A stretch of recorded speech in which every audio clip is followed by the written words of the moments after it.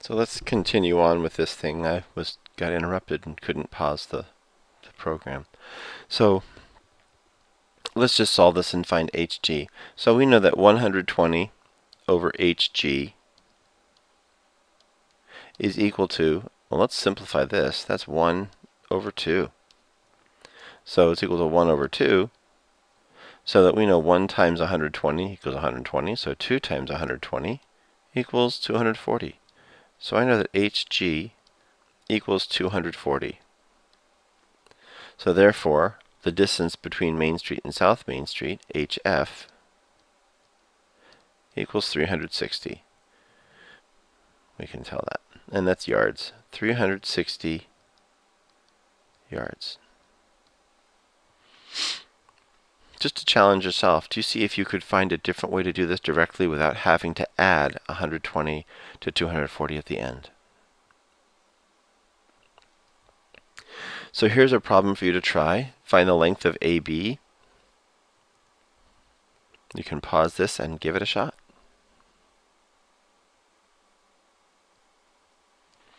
Theorem 6.7, if a ray bisects an angle of a triangle, then it divides the opposite side into segments whose lengths are proportional to the lengths of the other two sides. So in other words, AD over DB would equal AC over CB. Now, using our triangle proportion statements, we can also switch this around. So I can tell you that AD over AC would equal DB over BC. This one's a little bit easier for me to remember this way because I see that the connecting point here connects the two pieces. So AD over AC and BD over BC writes up a proportion for me. Although certainly the two pieces of the sides are proportional to the other two sides of the triangle, just like this says. So what proportion is true for this diagram? We know that NP over NM would equal OP over OM. We also know that NP over OP would equal MN over MO. Okay, we know this is true because remember, with proportions we can switch on the diagonals and our statement would stay true. So let's give one a shot. Use the theorem.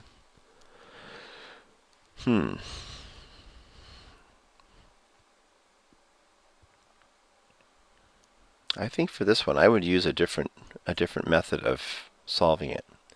I'm noticing that 15 is x plus this denominator, and I don't know what that denominator is, but if I say x over 15, in other words, rs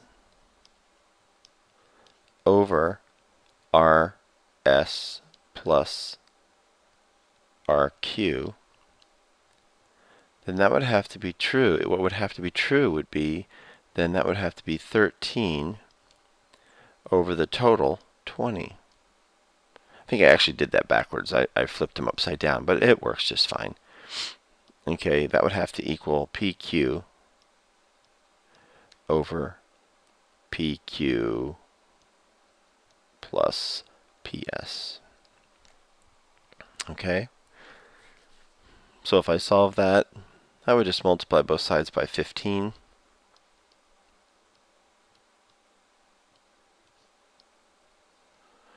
And reduce this to 3 and 4. And I would see that x equals 39 fourths. Okay? We're talking about a length, I don't know, depending on the situation, we would leave it as an improper fraction. Or we might change this to 9 and 3/4. And we ask ourselves, does that look about right? If this is 9 and 3/4, then this up here would have to be, to get 15, it would have to be 5 1/4. And so just kind of ask yourself, if I doubled 7, it would be a little bit more than 13. If I doubled 5 1/4, that would be 10 1/2. It'd be a little bit more than 9 3/4. So this seems reasonable, and that's the answer. Try this one.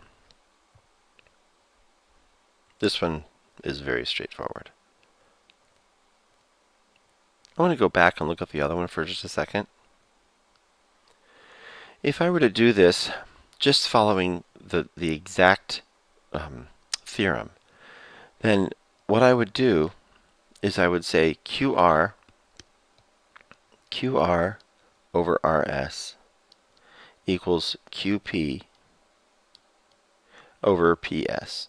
So let's just try this and see what happens. QR is 15 minus x. So we have 15 minus x over RS, which is x, equals QP, which is 7, over PS, which is 13. If I cross multiply to solve this problem, I get 13 times 15 minus x equals 7x. Do the distributive property here. I'm going to leave 13 times 15 just the way it is because I am going to end up dividing that out when I'm done. That's 13x equals 7x. So I have 13 times 15 equals 20x. Wow, that's exactly what I had over here. 13 times 15 divided by 20. Divide this by 20. Divide this by 20. And so I get x equals 13 times 15 divided by 20. So x equals 39/4. Wow, came out exactly the same. That's pretty sharp. Okay. So you have some homework panels here. The first one is just to make sure you can write proportions correctly. So pay attention carefully to what's over what. So you're making sure to get them in the right order. The second panel, you're just going to have to write some proportions, set them up, shouldn't be a problem. Then you've got the third panel, actually applying numbers to the situations. In the fourth panel, finding some missing variables. In the fifth panel, and the sixth panel. Letter B here is using the theorem to prove that lines are parallel, so make sure that you use that carefully.